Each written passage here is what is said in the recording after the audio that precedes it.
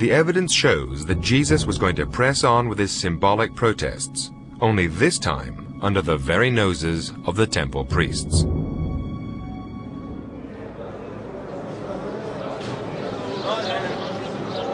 Much like religious Jews today, first-century Jews were steeped in the sayings and prophecies of their ancient scriptures. And everyone knew that some of them foretold the coming of God and the Messiah. They even spelt out how the arrival of God could be recognized. His arrival would be heralded by a Messiah riding into the city on a donkey. Riding on a donkey comes from the prophet Zechariah, which speaks of a king who will come as a man of peace rather than as a man of war. And there are other prophecies which speak about him coming through this east gate. The evidence from the Gospels is that Jesus decided to throw down the gauntlet and challenge the priests by entering the holy city in the way spoken of by the prophecies. If Jesus had walked into Jerusalem, no one would have batted an eyelid. But Jesus makes a point of riding in through the fabled East Gate. There are several prophecies that Jesus seems deliberately to be picking up and echoing, and it appears that Jesus was consciously acting out God's judgment on the city and the temple system that was refusing his message. The priests would have been outraged. Who did Jesus think he was? The Messiah? God himself? They would soon find out. Jesus couldn't have picked a more dangerous week to enter Jerusalem. The Gospels say that he arrived in time for Passover, the festival when Jews to this day remember the flight of the Hebrews from Egypt.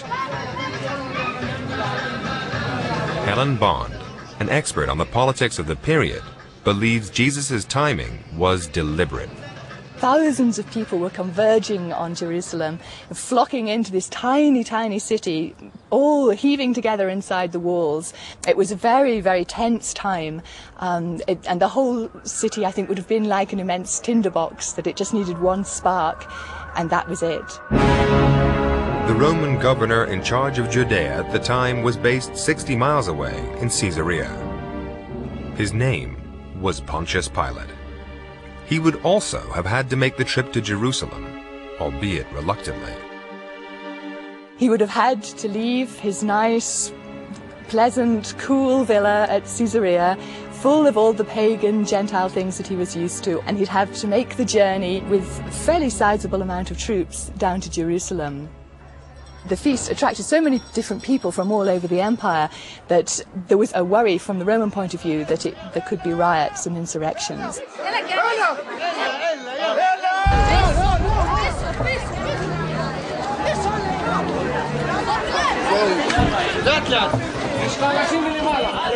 It wasn't a good time to have rebels and would-be saviors kicking up a fuss.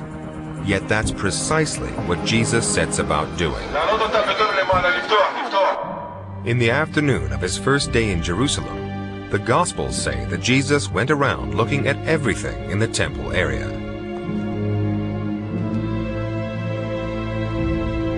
He would have gone up these steps and in through a double door, just here on the southern wall. A long tunnel led from the southern gate towards the money changers' courtyard.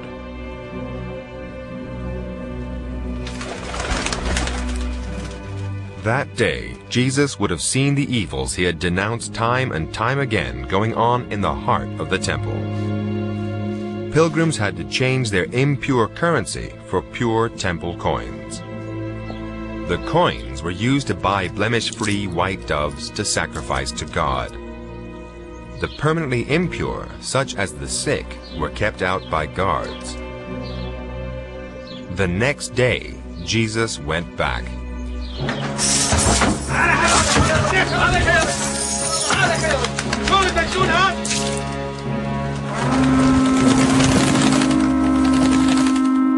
I think a lot of people, when they read the story about Jesus and the money changers, think that it's just like having a shop in a cathedral or something like that, and they think, oh, this is terrible, having commerce on this sacred turf.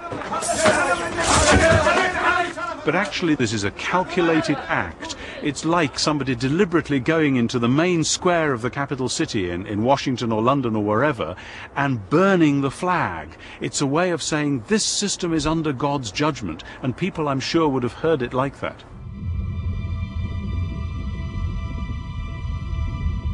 Everyone, including Jesus, knew the temple priests wouldn't tolerate any more insults.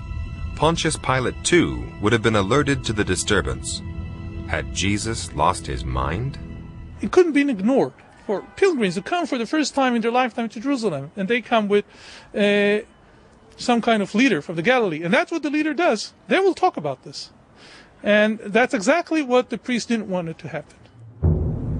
Everything Jesus had done so far, the healings, the parables, the provocative entry into Jerusalem would have won him more support, but equally it would have got him deeper into trouble. A confrontation with the temple priests was looming. The outcome of that encounter would decide the fate of his mission.